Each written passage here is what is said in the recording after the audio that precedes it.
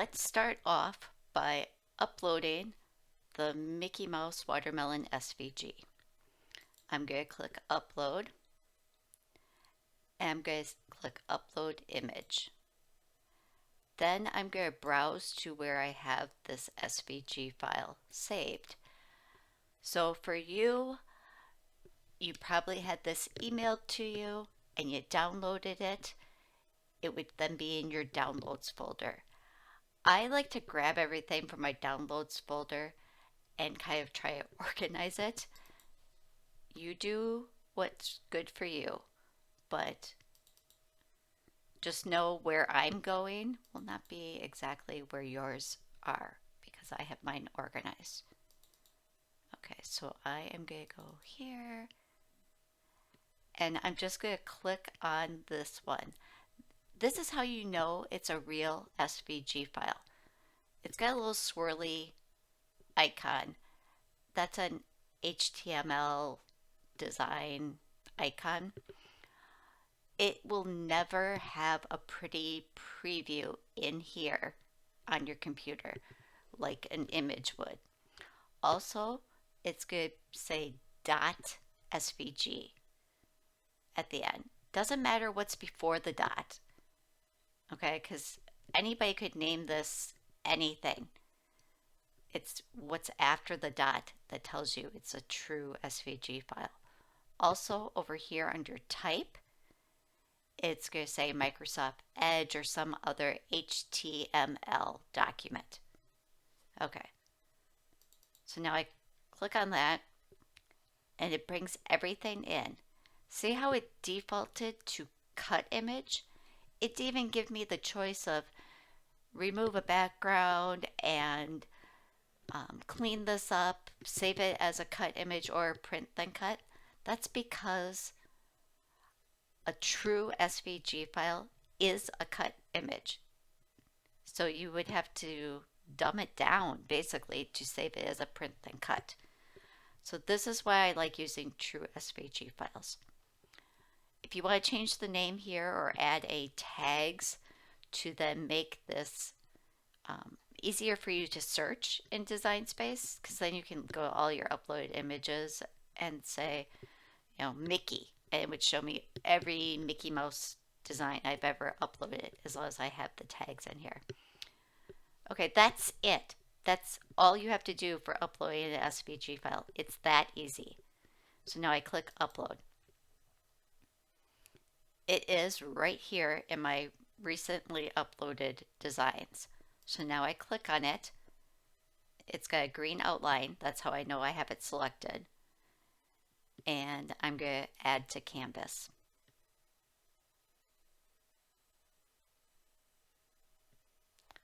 Why it added to, I don't know. But, and this was the original one that I was playing with. So that's it. It's now ready to cut. You can see over here in the layers panel, each individual Mickey Mouse head is a separate layer. So if you don't want as many little Mickey Mouse head seeds in here, you can go and click and turn some of these off. Because this is your design, I want you to make it your own. So that just turning them on and off by clicking on that eyeball icon. You can see that the pink is on its own separate layer right here. This is the white piece. So for this first project we're going to do, we're placing the Mickey Mouse watermelon slice on a white can cooler holder. So technically we don't even need the white because the white of the can holder is going to show through here. So to get rid of this, since we're going to use this design for other things, I would just turn this off. So now it's just not going to cut it. Okay? And if we zoom in on this, I'm going to turn it back on so you can see this happen. Okay, so right now you see a white slice there. but when I turn it off, now you can see the grid lines in that space. That's how you know you turned it off and it's not going to cut it. The Cricut's only going to cut what it sees here. All right, so for this design, I'm putting a can holder. Now, Cricut does have some templates in here, but this is what I like to do because their templates don't always match what your real world thing is. So I am going to insert a square. If you are on the newer version of Design Space, you might have noticed that the lock and unlock have gone away. It used to be right here. Now it's up here on the top. So click this little lock. Well, actually, it's always been up here on the top. They used to also have it here to make it easier for you to get to, but now they just put it all at the top. But we want to unlock this so we can distort the square into a rectangle. So I just went and measured my can holder. It's actually 3.5 wide by almost 4 in height. So I'm just going to go with 4. Okay. I'm going to change this to white to just help me remember this is the main piece of the can holder. So now I can take this SVG. You can see why I slide it over here, it starts to go behind that. If you take a range and bring it to the front. Okay, so now I can start to play with the size. Remember, there are seams on the edge of this can holder. So you want to make sure you're clearing your seams. I also want this tilted.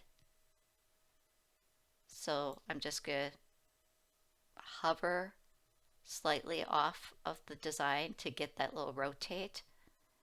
And then I'm going to put it in here. And that's a little bit too much.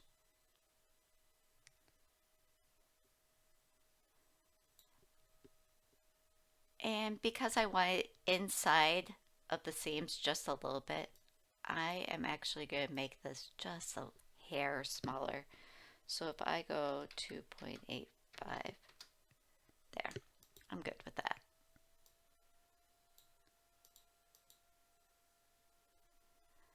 I also wanted to add the words "be sweet" up here. So I went to one of my favorite websites, Love SVG, and I typed in the word sweet. And I found this SVG. It says be sweet. It's got a pineapple, but that's okay. I can take that pineapple out. I'll show you how. First, you will download that SVG from the Love SVG site. But I've already done that, so I'm just jumping right into going to find where I saved that SVG on my computer so that I can upload it into Cricut Design Space. So once again, because it's a true SVG, it's defaulting straight to Save as Cut Image. So now I'm going to upload that.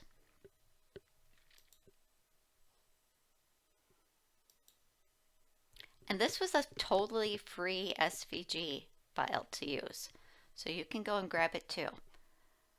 All right, so now you can see all the layers for this design. So they did do the pineapple in one grouping. And I can see that because right here it says group. And then it's got all the green and yellow pieces. So if I click this eyeball, it turned off that whole pineapple. Perfect. Okay, so now I'm left with just the Be Sweet. I can angle that and bring it over here. Okay, it's way too big. So now I'm just going to size it down.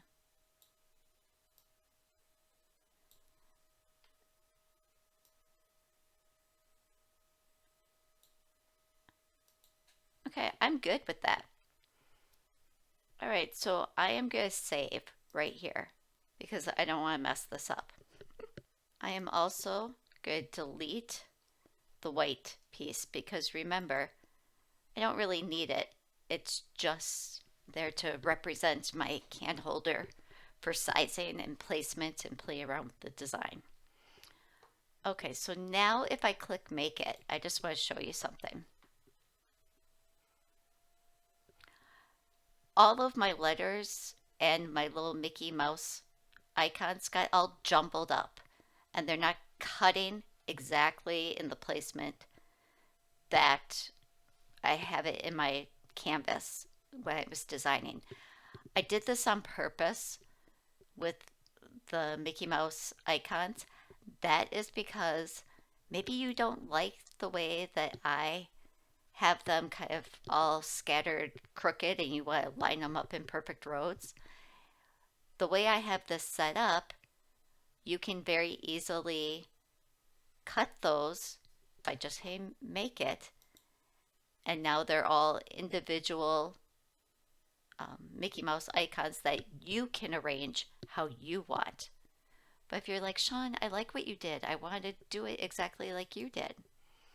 Okay, I'll show you. So if you want to cut it exactly like I have, this is what you're going to need to do. This Mickey Mouse Watermelon is all grouped together so that all of the layers stay together. Okay, so first you're going to go up here and go Ungroup. Now they're all separated and individual pieces. So now let's turn off the green and the pink. And I'm just doing that by going to the Layers panel and clicking the little eyeball icon. But make sure you've ungrouped first. If you do not ungroup before you do this, all your layers are going to turn black. Okay, so now if I select everything and say Attach, so now it's showing you in the Layers panel what you've attached, because it says Attach and that shows the sweet, the bee, and all these Mickey Mouse icons are all attached together.